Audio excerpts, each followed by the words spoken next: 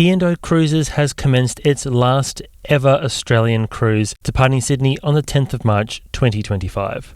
The voyage will see the Pacific Adventure as the last ever P&O Cruises ship operating in the Australian cruise brand, with the ship due to return to Sydney on the 14th of March. This short Sydney return voyage will now become the final ever P&O Cruises arrival with passengers on board, and also the final time that a P&O Cruises ship will pass underneath the Sydney Harbour Bridge with passengers on board the ship. This is a significant moment as it was a P&O ship that made the first ever passenger transit underneath the Sydney Harbour Bridge when it first opened in the 1930s. So P&O has had a deep connection with the city of Sydney for decades now. After a short period at White Bay Cruise Terminal, the ship will depart that evening on the 14th of March to make her way towards refit, where she'll be transformed into the Carnival Adventure. She'll be joined by her sister ship, the Pacific Encounter, which will have a transformation of her own, emerging as Carnival Encounter. It'll be a sad day in Sydney to see the Pacific Adventure leave for the last time. However, both of these ships will return to Australian service in late March as Carnival Encounter and Carnival Adventure. So let's have a look at the 4 ships of Carnival Cruise Line in Australia and find out which one you might want to travel on in 2025. I'm Chris Frame, maritime history author and lecturer, and thanks so much for joining me. Let's start today with the Carnival Adventure and the Carnival Encounter.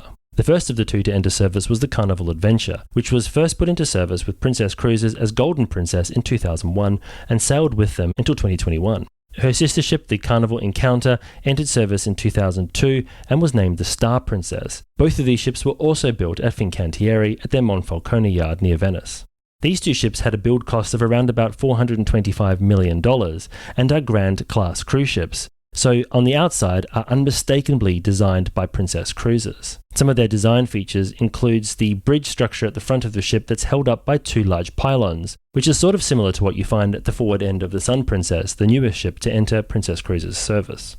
They also have a full wraparound promenade that extends all the way to the bow, and a raised nightclub at the stern of the ship, which gives them the unfortunate nickname of the shopping cart. These 2 ships sailed with Princess Cruises for most of their career, and undertook cruising out of the Caribbean into the Mediterranean and also global cruises, including world cruises, with Golden Princess even visiting Australia. However, during the global cruise shutdown, these 2 ships were also laid up, just like all the others, and when they returned to service, they'd been transferred to P&O Cruises Australia. Their entry into service saw them sail alongside the only other ship of the P&O Cruises Australia fleet at the time, and that was the Pacific Explorer. And these 3 ships made up the Australian-based fleet of P&O Cruises Australia until the announcement was made that P&O Cruises Australia would be shut down. When Carnival Cruise Line announced that it would absorb P&O Cruises Australia into its fleet in 2025, these 2 ships were flagged to be transferred across to Carnival Cruise Line. Now, Carnival has explained what they'll be doing to these 2 ships, and for the most part, their interiors will remain mainly unchanged, with some Carnival additions made to the ships to bring them into line with the rest of the Carnival Cruise Line fleet. This includes the addition of the Fun Squad on board, the Carnival Entertainment Team, as well as some of the Carnival activities such as Build-A-Bear, and the addition of some of the Carnival services such as free pizza throughout the day and fundraising for local children's hospitals. But I've detailed all of the changes in full in another video I made at the time of the announcement, which I've also linked in the description below. This video is brought to you by me and my new book, The Evolution of the Passenger Ship. In The Evolution of the Passenger Ship, we've brought years of research together to create a book that takes you on a journey from the earliest sailing ships right the way through to the modern behemoths that we see today. The Evolution of the Passenger Ship is available at all good bookshops, and if you buy a copy, you help us by supporting the channel. Thanks so much, and now back to the video. Carnival Splendor cost $697 million to build and was constructed by Fincantieri in Italy. Her maiden voyage in July of 2008 saw her as the largest member of the Carnival Cruise Line fleet, a title that she held until she was eclipsed a year later by the Carnival Dream. The ship has a gross tonnage of 113,323, making her a relatively large ship, and she has a length of 950 feet or 290 meters. Her interior is full Carnival Joe Farkas style. Joe Farkas was a designer who had a lot of sway over the interior designs of Carnival Cruise Line ships from the origins of Carnival Cruise Line right the way through to the early 2000s. Many people love it, some people hate it, but it definitely has its own onboard style that can't really be replicated anywhere else. Carnival Splendor operates cruises out of Sydney year-round, The next ship we'll look at is the Carnival Luminosa, which is based out of Brisbane and comes to Australia seasonally during the Australian summer months or the northern winter. This ship was also built at Fincantieri, and she entered service in 2009, but not for Carnival Cruise Line. She was actually originally built for Costa Cruise Line and was known as the Costa Luminosa, and she was one of 2 ships that were built for them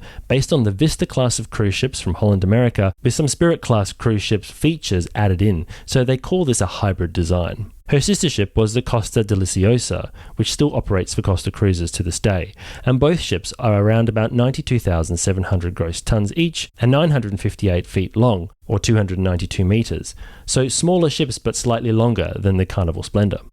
Costa Luminosa sailed for Costa Cruises from 2009 all the way through to the global cruise shutdown, when she was laid up like the rest of the global cruising fleet. Following the reactivation, she did enter service once again for Costa Cruises, but after a short period she was transferred across to Carnival Cruise Line, as Carnival was experiencing a surge in demand post-pandemic, having retired many of their fantasy-class cruise ships during the shutdown. At the same time, Costa was experiencing a lull in demand, and so it made sense to transfer the ship across to Carnival. Now, this ship was given a refurbishment, though her interior still looks like a Costa Cruise Line ship in many respects, which makes her a unique ship within the Carnival Cruise Line fleet. Exterior-wise, she was given the Carnival livery on her hull, but she does stand out because she doesn't have the whale tail funnel. This is an iconic design feature that Carnival first introduced on board the Tropicale all the way back in the 1980s, and Carnival Luminosa was the first ship to not feature this in the Carnival Cruise Line fleet since the company retired the Festival. Rather, instead of the whale tail, you'll see the Costa Cruise Line funnel painted in the Carnival Cruise Line colours.